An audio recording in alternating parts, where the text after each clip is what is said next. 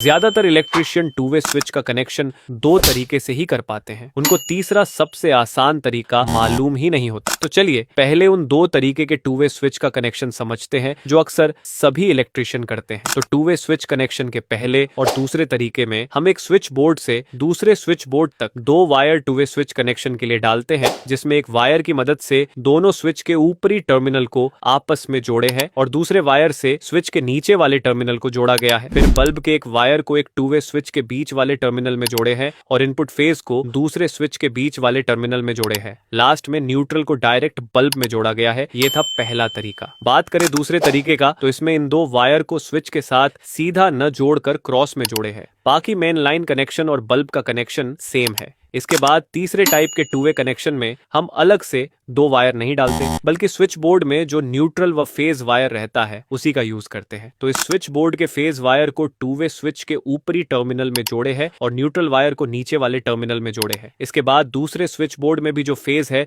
उसको स्विच के ऊपरी टर्मिनल में जोड़ें और न्यूट्रल को नीचे वाले टर्मिनल में जोड़ें। ध्यान रखिए दोनों स्विच के ऊपरी टर्मिनल में फेज और नीचे वाले टर्मिनल में न्यूट्रल जोड़ना है। इसके बाद बल्ब के एक वायर को पहले टू वे स्विच के बीच वाले टर्मिनल में जोड़े हैं और बल्ब के दूसरे वायर को दूसरे टू वे स्विच के बीच वाले टर्मिनल में जोड़े हैं। दोस्तों, टू वे स्विच कनेक्शन का ये तरीका सबसे आसान है और वायर भी कम लगता है, इसलिए आप इसी